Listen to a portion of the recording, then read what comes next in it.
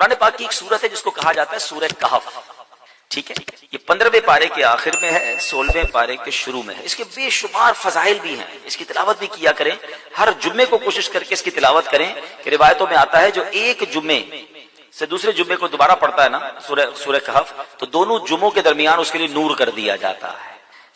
یہ سورہ پاک مکہ مکرمہ میں نازل ہوئی، اس میں 12 رکوع ہیں، 111 آیتیں ہیں، 1577 کلمے ہیں اور 6360 حروف ہیں۔ سورہ کہف پڑھنے سے گھر میں سکون اور برکت نازل ہوتی ہے۔ حضرت برہ بن عازب رضی اللہ عنہ فرماتے ہیں کہ ایک مرتبہ ایک صحابی نے سورہ کہف پڑھی تو گھر میں ایک جانور تھا، وہ بھی بدکنا شروع ہو گیا۔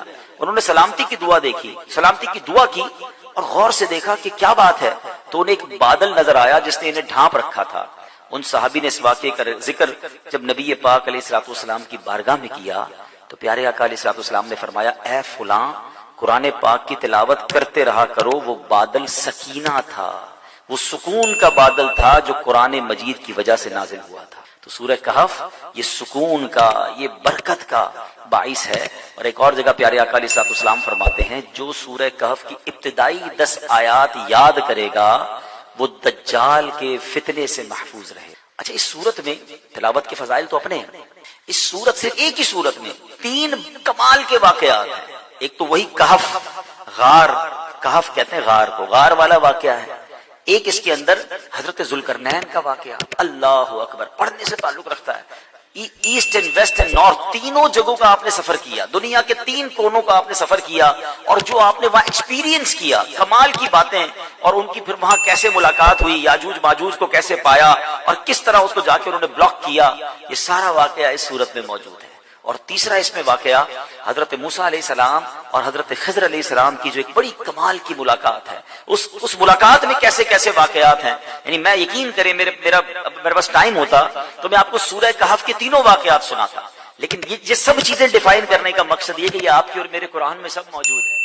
اچھا، ایک اور بات بتاؤں کہ یہ اصحاب کہف پر، یہ اس واقعے پر جو بھروسہ یا ایمان یا عقیدہ ہے نا، یہ صرف مسلمانوں کا نہیں ہے، یہ دیگر مذاہب کی کتابوں میں بھی 7 سلیپرز کہلاتے ہیں، 7 سونے والے۔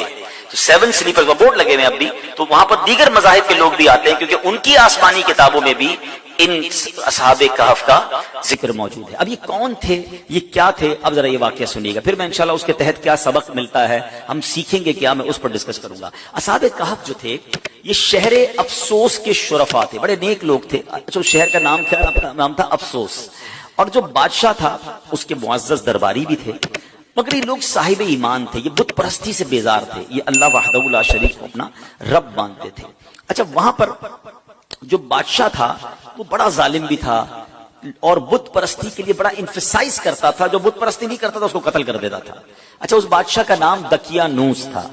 آج آپ کو ایک اور بات سمجھ آئے گی کہ ہم بعض اوقات کہتے ہیں یار یہ بندہ بڑی دقیانوسی باتیں کرتا ہے، تو ایکچولی دقیانوس جو یہ لفظ ہے یہ ایک بادشاہ کا نام تھا، اور چونکہ وہ ہزاروں سال پرانا بادشاہ ہے تو آج بھی اگر کوئی پرانی باتیں کرتا ہے، اولڈ ایج کی باتیں کرتا ہے، تو لوگ کہتے ہیں یار یہ دقیانوسی باتیں کر رہا ہے۔ ایکچولی یہ اسی کی طرف نسبت ہوتی ہے کہ دقیانوس نام کا ایک بادشاہ تھا، مگر وہ بڑا ظالم تھا۔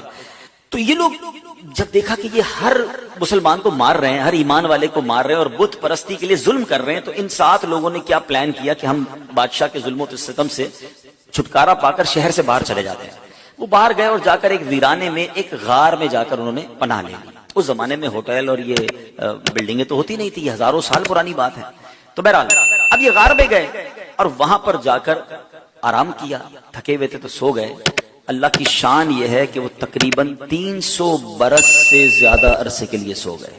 یہ سوئے تو اٹھے ہی نہیں، اللہ اکبر۔ اچھا، ادھر حالات بدلتے رہے۔ بادشاہ کو جب پتا چلا کہ یہ لوگ غار کے اندر ہیں اور یہ مجھ سے چھپ کر گئے ہیں، بڑا ناراض ہوا اور اس نے اپنے ایک بندے کو بھیجا کہ جاؤ اس غار پر ایک دیوار بنا کے اس کو بند کر دو، یہ اندر ہی بھوکے پیاسے مر جائیں۔ تو جس بندے کو یہ آرڈر دیا گیا تھا نا، وہ تھوڑا سا خدا ترس آدمی تھا، اس نے کیا کیا کہ ان 7 اصحاب کہف کے نام لکھے، پوری بات لکھی کہ یہ لوگ ایمان والے ہیں، بادشاہ کے ظلم سے جا کر اندر چھپے ہیں، اور ان کا یہ واقعہ ہے۔ ایک تختی لکھی، ایک صندوق کے اندر اس غار کے ساتھ دیوار میں اسے دفن کیا اور ایک دیوار کھڑی کر دی۔ حکم تو تھا بادشاہ کا۔ اب باہر والے لوگ یہ سمجھے کہ یہ بھوکے پیاسے اندر مر گئے۔ بہرحال ادھر بادشاہ کا انتقال ہوا، پھر دوسرا بادشاہ آیا، تیسرا بادشاہ، دور بدلتا گیا، اور یہاں جناب یہ سوئے ہوئے ہیں۔ آفٹر 300 ایئرز کیا ہوا کہ ایک اور بادشاہ آیا جس کا نام تھا بیدروس۔ وہ بڑا نیک دل بادشاہ تھا، ایمان والا بادشاہ تھا، اللہ پر ایمان لاتا تھا، مگر اس کے دور میں ایک عجیب و غریب فتنہ کھڑا ہوا۔ کچھ لوگوں نے یہ معاذ اللہ کہتے ہیں کہ شک پیدا کرنا شروع کر دیا، کمپلین کرنا شروع کر دی، آرگیومنٹ شروع کر دیا کہ مرنے کے بعد اللہ دوبارہ پیدا نہیں کر سکتا، یعنی مرنے کے بعد دوبارہ کوئی زندگی نہیں ہے۔ اب بادشاہ بڑا نیک دل آدمی، سمجھاتا لوگوں کو، لوگ اس کی بات کم سنتے، اس فتنے کی بات زیادہ سننے لگے۔ تو بادشاہ تہجد کی نماز میں رو رو کے اللہ سے دعا کرتا کہ میرے مولا کوئی ایسی نشانی عطا کر دے، کوئی ایسا اشارہ عطا کر دے کہ لوگوں کو سمجھ آ جائے کہ تو مرنے کے بعد دوبارہ زندہ کیسے کرے گا۔ اللہ کی شان دیکھیں، اس بادشاہ کے وہم و گمان میں بھی نہیں ہے کہ کوئی غار ہے اس کے شہر کے قریب جہاں کچھ لوگ سوئے ہوئے ہیں، سینکڑوں سال گزر گئے نا۔ اب اللہ کی شان دیکھیں اس بادشاہ کی، وہ گریہ بازاری، وہ دعائیں کیسی رنگ لائیں کہ ایک چرواہا جو تھا بکریاں چراتے چراتے اس غار کے قریب پہنچا۔ اب قریب پہنچا تو دیوار 300 سال پرانی ہو گئی تھی، تو دیوار دھڑام سے گری۔ جیسی غار کے اندر اس نے دیکھا تو وہ گھبرا کر دوڑ پڑا۔ اچھا یہاں جیسی دیوار گری تو ان بندوں میں سے وہ 7 افراد اٹھ گئے۔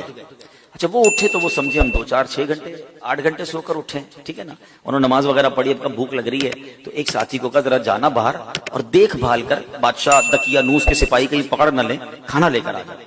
وہ بندہ چھپتے چھپاتے بازار گیا تو سارے بازار کا ماحول ہی الگ، عمارتیں الگ، بہرحال اتنا اس کو خیال نہیں آیا۔ اس نے جا کر ایک دکاندار نان بائی جو روٹی بیچنے والا تھا اس نے پیسے دیے کہ مجھے کچھ روٹیاں چاہیے۔ تو نان بھائی نے جب وہ پیسے دیکھے کہا یہ سکے کہاں سے آ گئے، یہ تو کرنسی ختم ہو گئی تھی، 300 سال پرانی کرنسی تھی۔ تو کہا یہ پیسے تو ہمارے یہاں نہیں چلتے، کس زمانے کے پیسے لے کے آئے؟ بھائی یہی تو پیسے ہیں، کل تو ہم نے پیسے لے کے غار میں گئے، آج تمہیں دے رہے تم کہہ رہے پیسے نہیں چلیں گے۔ اچھا یہ بتاؤ دقیانوس بادشاہ کہاں ہے آج کل؟ وہ جو اصحاب کہف میں سے ایک بندہ تھا وہ پوچھتا ہے کون دقیانوس؟ اس زمانے کا تو کوئی بادشاہ یہاں پر نہیں ہے۔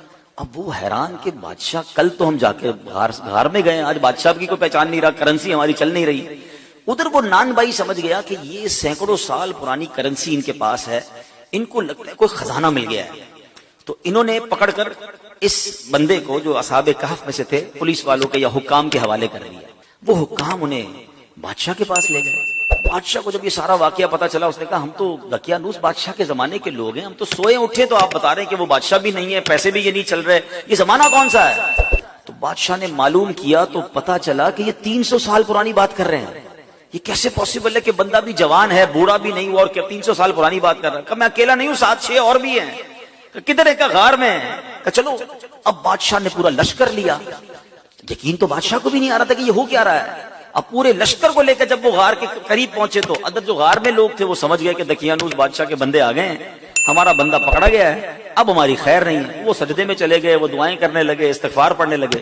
مگر جب سپاہی آئے تو سپاہی بھی کوئی اور، بادشاہ بھی کوئی اور، کسی کو یقین نہ آئے ان کی باتیں۔ اب وہ تختی کام آئی۔ اب جب دیوار کھودی گئی تو وہ تختی نکلی اندر سے جو 300 سال پہلے دقیانوس بادشاہ کے بندے نے اس کے ملازم نے لکھ کر رکھی تھی کہ ان 7 بندوں کے نام یہ ہیں اور یہ دقیانوس بادشاہ کے خوف سے جا کر اندر سوئے ہیں اور یہ ایمان والے ہیں۔ اللہ اکبر۔ جب بادشاہ کو یہ پتا چلا نا، پہلے تو وہ گیا سجدہ شکر میں کہ اللہ تو نے میری پکار سن لی، ایسی نشانی بتا دی کہ بندہ مرنے کے بعد کیسے جیے گا، تو نے تو جیتے جی ہمیں دکھا دیا کہ تو چاہے تو 300 سال تک کوئی سویا رہے، نہ اس کا بال بیکا ہو، نہ بال سفید ہو، نہ باڈی گلے، اور میرے رب تو نے انہیں پھر زندہ کر دیا۔ اب جناب پورا شہر آیا، سارے لوگ آئے جو بے ایمان ہو گئے تھے، جو اللہ کی قدرت کے انکاری ہو گئے تھے، سب کلمہ پڑھنے لگے، سب اللہ کی وحدانیت پر یقین لائے۔ سبحان اللہ۔ اب یہ جو اصحاب کہف تھے، سبحان اللہ، یہ لوگ جو تھے جب انہوں نے دیکھا کہ اب ماشاءاللہ سب لوگ ایمان لے آئے ہیں اور یہ کام سارا ہو گیا ہے، تو بہرحال انہوں نے کہا کہ اے بادشاہ ہم اللہ کے تمہیں سپرد کرتے ہیں، تمہارا کام ہو گیا۔ یہ پھر غار کے اندر گئے اور پھر سو گئے اور اللہ نے اسی حالت میں انہیں وفات دی۔ بادشاہ بیدروس نے سال کی لکڑی کا صندوق بنوا کر اصحاب کہف کی مقدس لاشوں کو ان میں رکھوا دیا۔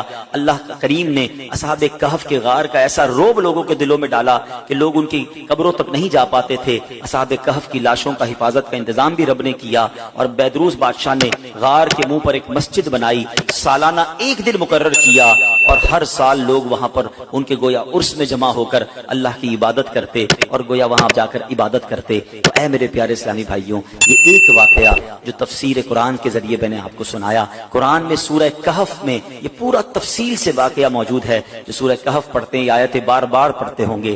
بسم اللہ الرحمن الرحیم۔ ام حسبت ان اصحاب الكهف والرقیم كانوا من آیاتنا عجبا اذ اول الفتية الى الكهف فقالوا ربنا آتنا من لدنك رحمة وهيئ لنا من امرنا رشدا فضربنا على آذانهم في الكهف سنين عددا ثم بعثناهم لنعلم أي الحزبين أحصى لما لبثوا أمدا نحن نقص عليك نبأهم بالحق إنهم فتية آمنوا بربهم وزدناهم هدى۔